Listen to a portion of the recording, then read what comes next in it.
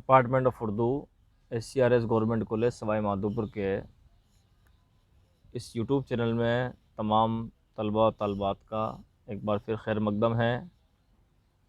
आज हम अपने पिछले वीडियो में कसीदे पर गुफ्तगू कर रहे थे जो कि BA फर्स्ट ईयर से लेकर MA फाइनल तक के लिए तमाम तलबा के लिए कारगर है। आज हम अपने इस वीडियो में बात करेंगे जदीद गज़ल पर। गज़ल क्या है, गज़ल का तारुफ़ क्या है, गज़ल की फ़नी ख़ुसूसियात क्या हैं, गज़ल की तारीख़ क्या है। हालांकि हम उससे मुताल्लिक़ 10वीं क्लास में 12वीं क्लास में पढ़ चुके होते हैं, फिर भी एक बार हम ग्रेजुएशन और पोस्ट ग्रेजुएशन में गज़ल अपने निसाब में शामिल है, उसके मुतालिक हम बात करते हैं।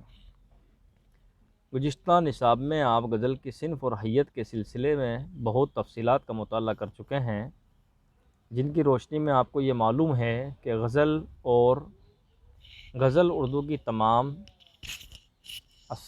शेरी असनाफ़ में इस लिहाज से मुनफरिद है कि इसकी क़द्र व कीमत का तयीन सिर्फ़ मौज़ू की बुनियाद पर नहीं होता, इसके मिसरों में बाहम तवाज़ुन और तनासब होता है। बुनियादी एतबार से ये सिन्फ़ एक मख़सूस और मईन हैयत पर मुनहसर है और हैयत को मईन करने और इसको महसूस करने में काफ़िया बहुत मदद देता है और रदीफ़ इसकी हैयत को और वाज़े करती है। अगरचा वज़न की तरह काफ़िए और रदीफ़ को शेर के लाज़मी अनासिर में शामिल शुमार नहीं किया जाता, मगर इसमें शक नहीं कि जिन अशिया के इस्तेमाल से शायरी जादूगरी के मर्तबा तक पहुँच जाती है, इसमें काफ़िया और रदीफ़ को मुमताज़ दर्जा हासिल है।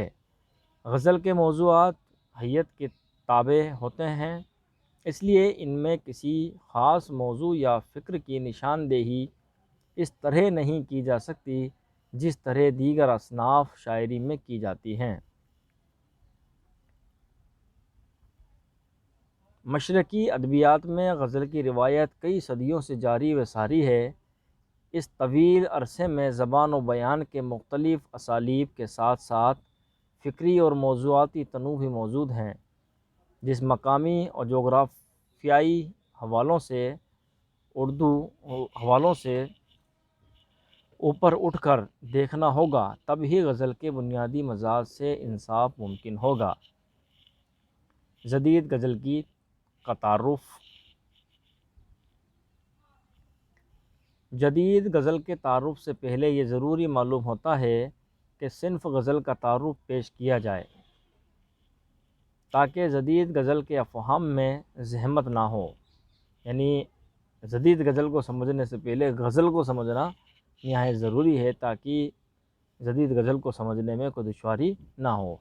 बुनियादी एतबार से एक दाखिली सिन्फ़ है गज़ल, बुनियादी एतबार से एक दाखिली सिन्फ़ है, लिहाजा अशआर इसमें इन्हीं कैफ़ियत का बयान करता है, शायर इसमें इन्हीं कैफ़ियत का बयान करता है जो इसके दिल पर बीती है, मगर अंदाज़ बयां ऐसा होता है कि सुनने वाला या पढ़ने वाला इसे अपने दिल की आवाज़ समझता है। इस तरह गज़ल में आप बीती जगबीती बन जाती है। इसका ख़ास मौजू हुस्न व इश्क है, मगर इसके दामन में बड़ी गुंजाइश है। कायनात का कोई मौजू और मज़मून ऐसा नहीं है जो इसमें मौजूद ना हो, मगर आज भी इश्क का ही पल्ला गिरां दिखाई देता है। गज़ल का फ़न रमज़ व ईमा का फ़न है। यहाँ शायर को दो मिसरों में अपनी बात कहनी होती है, जो कमाल फ़न के बग़ैर मुमकिन नहीं। इस बात इशारों में कही जाती है और कारी शेरी रिवायात से आगाही की बिना पर मतलब ख़ुद हासिल कर लेता है। शेर में तरन्नुम व मौसीकी ना हो तो वो शेर कहलाने का मुस्तहिक नहीं। غزل میں یہ خوبی اتنی وسیع پیمانے پر موجود ہے کہ کوئی بھی دوسری صنف اس کا مقابلہ نہیں کر سکتی۔ اس کی وجہ یہ ہے کہ پوری غزل ایک بحر میں ہوتی ہے، یعنی اس کے ہر مصرعے کا وزن یکساں ہوتا ہے، جس سے خاص نغمگی پیدا ہوتی ہے۔ پھر ردیف و قافیہ بھی اس کی غنائی کیفیت میں اضافہ کرتے ہیں۔ غزل کے فن کو سمجھنے کے لیے بعد اس کی حیت کو سمجھنا بھی ضروری ہے۔ جن اجزائے ترکیبی سے غزل بنتی ہے، ان میں پہلی چیز بحر ہے، جس کے ذریعے شعر کے وزن کا تعین ہوتا ہے، جو چھوٹی اور بڑی بھی ہو سکتی ہے اور آسان اور مشکل بھی۔ یہ فن عروض کہلاتا ہے۔ بحر کے بعد ردیف و قافیہ کا نمبر آتا ہے۔ قافیہ ایک جیسی آواز والے الفاظ کو کہتے ہیں، یعنی یہ غزل کے اجزاء ہیں۔ پہلا اجزاء ہے بحر، دوسرے میں ردیف قافیہ شامل ہیں۔ قافیہ ایک جیسی آواز والے الفاظ کو کہتے ہیں اور ردیف کے لغوی معنی پیچھے چلنے کے ہیں، اس لیے یہ مصرعے کے آخر میں آتا ہے اور غزل کے پہلے شعر یعنی مطلع کے دونوں مصرعوں اور اس کے بعد کے ہر شعر کے دوسرے مصرعے میں آتا ہے۔ نقص فریادی ہے کس کی شوخی تحریر کا، کاغذی ہے پیرہن ہر پی کرے تصویر کا۔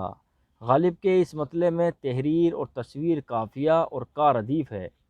غزل کا آخری جز مقطع کہلاتا ہے۔ ہم نے جو یہ شعر پڑھا اوپر، یہ مرزا غالب کے دیوان کا سب سے پہلا شعر ہے۔ یہ غزل کا آخری شعر ہوتا ہے جس میں شاعر اپنا تخلص استعمال کرتا ہے۔ غزل کی حیت کے سلسلے میں یہ بات یاد رکھنے کی ہے کہ اس کا ہر شعر ایک اکائی ہوتا ہے، یعنی اس میں بات مکمل ہو جاتی ہے، یعنی ایک شعر میں ہی جو کچھ کہنا چاہتا ہے شاعر سب کچھ کہہ جاتا ہے، اور ہر دوسرا شعر پہلے شعر سے مختلف ہوتا ہے۔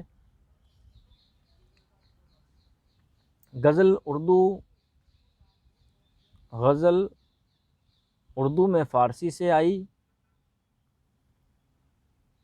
اور دکن میں پروان چڑھنے کے بعد ولی اورنگ آبادی کے زیر اثر دہلی میں عام ہوئی۔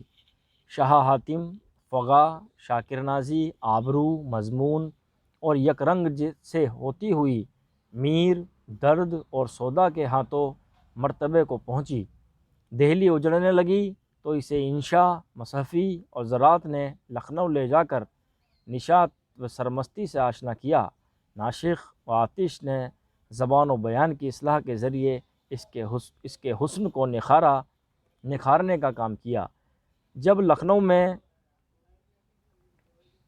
نشاط و مستی کے زیر اثر سطحیت و ابتذال کے پہلو پیدا ہونے لگے تو مومن، غالب، ذوق اور شیفتہ وغیرہ نے تصوف، فلسفہ اور حیات کائنات کے مسائل کے بیان سے وزن و وقار عطا کیا۔ سر سید کے زیر اثر مولانا حالی نے اس کی اصلاح کا بیڑا اٹھایا۔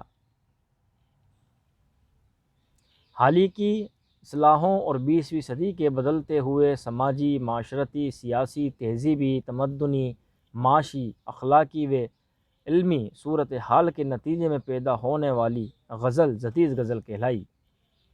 اسے سنوارنے میں نواب مرزا خانداغ، امیر مینائی، حکیم زمان علی زلال، امیر اللہ تسلیم، ریاض خیر آبادی، شاد عظیم آبادی، حسرت موہانی، اصغر گونڈوی، فانی بدایونی، اثر لکھنوی، جگر مراد آبادی اور فراق گورکھپوری وغیرہ کے علاوہ بعض ترقی پسند اور جدید شعراء نے اہم ترین خدمات انجام دیں۔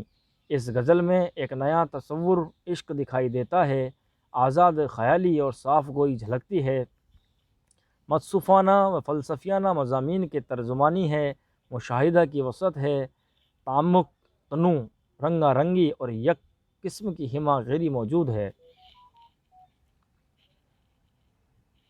جدید غزل کا کیا پس منظر ہے، اس کے بارے میں ہم اپنے اگلے ویڈیو میں بات کریں گے۔